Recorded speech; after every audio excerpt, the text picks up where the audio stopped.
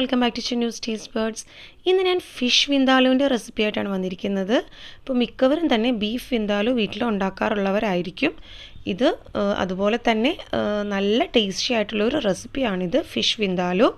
അപ്പോൾ വിന്താലു ബീഫാണെങ്കിലും ഫിഷ് ആണെങ്കിലും ഒക്കെ നിങ്ങൾക്ക് വിന്താലു വെക്കുന്നവർക്ക് അറിയായിരിക്കും 2 ദിവസം മുമ്പേ തന്നെ വെച്ച് വെക്കുന്നതായിരിക്കും കുറച്ചുകൂടെ ടേസ്റ്റി. അതേപോലെ ചട്ടിയിൽ വെക്കുന്നതായിരിക്കും വിന്താലു കറിക്ക് ഒരു പ്രത്യേക രുചിയായിരിക്കുള്ളൂ ചട്ടിയിൽ വെച്ചാൽ.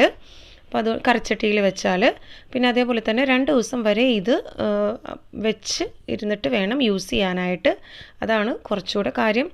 വിന്താലു വിനീഗറിലാണ് ഉണ്ടാക്കുന്നത്. അപ്പോൾ ആ വിനീഗറിൽ ശരിക്കും സോക്കായി കിട്ടുകയും ചെയ്യും നമ്മുടെ വിന്താലു. അപ്പോൾ റെസിപ്പിയിലേക്ക് കടക്കുന്നതിന് മുമ്പേ തന്നെ എൻ്റെ ചാനൽ ഇതുവരെ സബ്സ്ക്രൈബ് ചെയ്തിട്ടില്ലാത്തവരുണ്ടെങ്കിൽ ഒന്ന് സബ്സ്ക്രൈബ് ചെയ്യണം.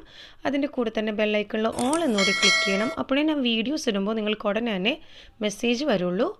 വിന്താലു ഉണ്ടാക്കാൻ വേണ്ടി നമുക്ക് ആദ്യമേ ഒരു മിക്സിയുടെ ജാറിലേക്ക് ഒരു പീസ് ഇഞ്ചി, ഒരു ഏകദേശം ഒരു വലിയ പീസ്, ഒരു 2 ഇഞ്ച് നീളമുള്ള പീസാണ് ഇഞ്ചി എടുത്തിട്ടുള്ളത്. ഒന്ന് ചെറുതായിട്ട് അരിഞ്ഞിട്ട് മിക്സിയിലേക്ക് ഇട്ട് കൊടുക്കാം. പിന്നെ ഒരു ഹോള് വെളുത്തുള്ളി ചേർത്തിട്ടുണ്ട്, ഒരു തുടം വെളുത്തുള്ളി, 1/4 കിലോ ഉള്ളി, ചെറിയ ഉള്ളിയാണ് ഞാനിവിടെ എടുത്തിട്ടുള്ളത്. അപ്പോൾ ഇതെല്ലാം കൂടെ ചേർത്ത് മിക്സിയിൽ ഒന്ന് ചതച്ചെടുക്കണം നമുക്ക് ആദ്യമേ തന്നെ. അപ്പോൾ ഈ ഒരു പാകത്തിന് ഒന്ന് ചതച്ചെടുക്കണം. ഒരുപാട് അരഞ്ഞു പോകേണ്ട ആവശ്യമില്ല. ഈ ഒരു പാകത്തിനൊന്ന് ക്രഷ് ചെയ്തെടുത്താൽ മതി. ഇനി മറ്റൊരു മിക്സിയുടെ ചെറിയൊരു ജാറിലേക്ക് ഒരു 2 പീസ് പട്ട ഒന്ന് ചെറുതായിട്ട് ഒന്ന് ഒടിച്ചിട്ടിട്ട് അതിലേക്ക് ഇട്ട് കൊടുക്കാം. പിന്നെ അതിലേക്ക് 3 ടീസ്പൂൺ കടുക് ചേർത്ത് കൊടുക്കാം.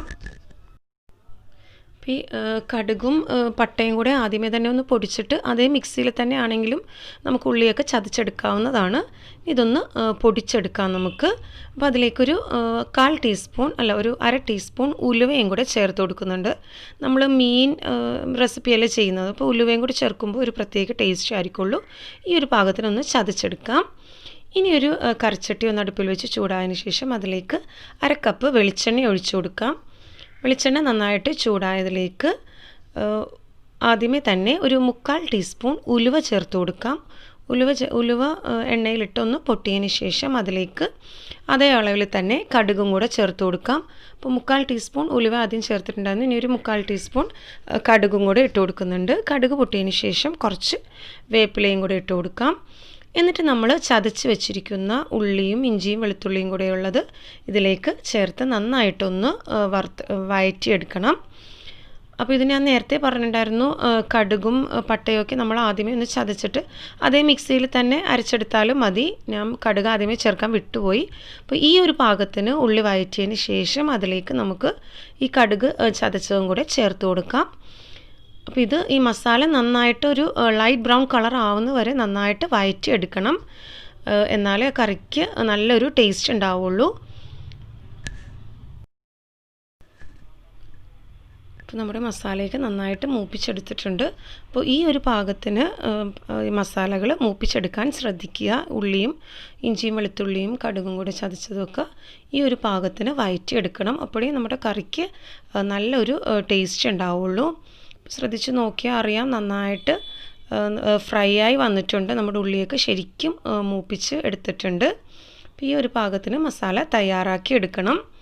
അപ്പോൾ ഇത് നമുക്ക് വേണമെങ്കിൽ ഒരാഴ്ച വരെയൊക്കെ വെച്ചുകൊണ്ടിരുന്നാലും കേടാവില്ല. ഇടയ്ക്കൊന്ന് ചൂടാക്കി വെച്ചാൽ മതി. ഇനി ഇതിലേക്ക് മുളക് പൊടി ചേർത്ത് കൊടുക്കാം. ഞാനിവിടെ ഒരു 4 ടീസ്പൂൺ മുളക് പൊടിയാണ് ചേർക്കുന്നത്. അപ്പോൾ മുളക് പൊടി നിങ്ങളുടെ എരിവിൻ്റെ ഇഷ്ടം അനുസരിച്ച് ചേർത്ത് കൊടുക്കാവുന്നതാണ്. ചിലവർ എരിവ് അത്ര ഇഷ്ടമില്ലാത്തവരാണെങ്കിൽ മുളക് പൊടിയുടെ അളവൊന്ന് കുറച്ചെടുക്കാം. പക്ഷെ വിന്താലു എപ്പോഴും നല്ല എരിവും നല്ല പുളിയുമുള്ള ഒരു കറിയാണ് വിന്താലു എന്ന് പറയുന്നത്. പിന്നെ ഈ കറി എന്ന് വെച്ചാൽ ഒരുപാട് ദിവസം ഇരുന്നാലും അതിൻ്റെ രുചി കൂടുക തന്നെ ചെയ്യുള്ളൂ. ഇനി ഇതിലേക്കൊരു 1/4 ടീസ്പൂൺ മഞ്ഞൾപ്പൊടിയും കൂടെ ചേർത്ത് കൊടുക്കാം. ഒരു 1/2 ടീസ്പൂൺ മഞ്ഞൾപ്പൊടിയും കൂടെ ഇതിലേക്ക് ചേർത്ത് ഒന്നുകൂടെ ഒന്ന് മൂപ്പിച്ചെടുക്കാം. അപ്പോൾ ആവശ്യമെങ്കിൽ കുറച്ചുകൂടെ വെളിച്ചെണ്ണ ചേർത്ത് കൊടുക്കാം. ആ എണ്ണയിൽ കിടന്ന് ശരിക്കും ആ മുളക് പൊടിയും മഞ്ഞൾപ്പൊടിയും ശരിക്കും ഒന്ന് മൂപ്പിച്ചെടുക്കണം. പിന്നെ മുളക് പൊടി ചേർക്കുമ്പോൾ ഞാൻ എപ്പോഴും പറയാറുള്ള പോലെ ലോ ഫ്ലെയിമിൽ ഇട്ടിട്ട് വേണം മുളക് പൊടി മൂപ്പിച്ചെടുക്കാനായിട്ട്. കുറച്ചുകൂടെ വെളിച്ചെണ്ണ ഇതിലേക്ക് ചേർത്ത് കൊടുക്കാം. ഇപ്പോൾ കാണുമ്പോൾ തന്നെ ഞാനിവിടെ കാശ്മീരി ചില്ലി പൗഡറാണ് എടുത്തിട്ടുള്ളത്. അതാകുമ്പോൾ നല്ല കളറും ഉണ്ടാവും, എരിവ് അത്ര കൂടുതലാവേയില്ല. ഈ ഒരു പാകത്തിന് നമ്മുടെ മസാലകൾ വഴറ്റിയെടുക്കണം. ഇനി ഇതിലേക്ക് നമുക്ക് വിനീഗർ ചേർത്ത് കൊടുക്കാം. ഞാനിവിടെ ഒരു 250 മില്ലി വിനീഗർ ചേർക്കുന്നുണ്ട്. അപ്പോൾ വിനീഗർ ഒഴിക്കുമ്പോഴും അതിൻ്റെ അളവ് കൂടിപ്പോകുന്നൊന്നും പേടിക്കേണ്ട. കാര്യം ഈ കറിക്ക് നമ്മൾ വെള്ളമൊന്നും വേറെ ചേർക്കുന്നില്ല. ഈ വിനീഗറിൽ കിടന്നാണ് ഈ മീൻ ഇനി വേവിച്ചെടുക്കാൻ പോകുന്നത്. അപ്പോൾ അതുപോലെ തന്നെ കറിക്ക് നല്ല പുളിയും ഉണ്ടാവും. നല്ല പുളിയും എരിവും ചേർന്നൊരു കറിയാണ് വിന്താലു എന്ന് പറയുന്നത്. ഇനി ഇതിലേക്ക് ആവശ്യത്തിനുള്ള ഉപ്പ് ചേർത്ത് കൊടുക്കാം. ഞാനിവിടെ ഒരു 2 ടീസ്പൂണോളം ഉപ്പ് ചേർക്കുന്നുണ്ട്. നമ്മളിപ്പോൾ ഇത് വിനീഗർ ചേർത്ത് ഉണ്ടാക്കുന്നത് കൊണ്ട് തന്നെയാണ് ഞാൻ നേരത്തെ പറഞ്ഞോളൂ ഇത് കേട് വരെയൊന്നുമില്ല. പിന്നെ ഇടയ്ക്കൊന്ന് നമ്മൾ ചൂടാക്കി വെക്കണം. അപ്പോൾ ഈ ചട്ടിയിൽ തന്നെ കുക്ക് ചെയ്യുന്നതുകൊണ്ട് പ്രത്യേക ഒരു ടേസ്റ്റ് ആയിരിക്കുള്ളൂ നമ്മുടെ കറിക്ക്. പിന്നെ മീൻകറി മിക്കവരും ചട്ടിയിൽ തന്നെയാണ് വെക്കാറുള്ളത്. കാര്യം അലൂമിനിയം പാത്രത്തിലൊന്നും മീൻകറി വെക്കരുത്, അത് പ്രത്യേകം ശ്രദ്ധിക്കുക. ഇനി ഇതിലേക്ക് നമുക്ക് മീൻ പീസസ് ഇട്ട് കൊടുക്കാം. ഞാനിവിടെ 1 കിലോ മീനാണ് ഇതിലേക്ക് ചേർത്ത് കൊടുത്തിട്ടുള്ളത്. ഇത് ഞാനിവിടെ കേര മീനാണ് എടുത്തിട്ടുള്ളത്. പല നാട്ടിലും പല പേരാണ്, മറ്റുള്ളിടത്ത് എങ്ങനെയാണ് പറയണമെന്ന് എനിക്കറിയില്ല. ഞങ്ങളിവിടെ കൊച്ചിയിൽ കേര എന്നാണ് ഈ മീനെ പറയുന്നത്. ഇത് ചൂരയുടെയൊക്കെ തന്നെ ആ ഒരു ദശക്കട്ടിയുള്ള മീനാണ് കേര എന്ന് പറയുന്നത്. അപ്പോൾ ഇതേപോലെ തന്നെ നമുക്ക് ചൂര മീനാണെങ്കിലും ഇതേപോലെ തന്നെ വെക്കാം.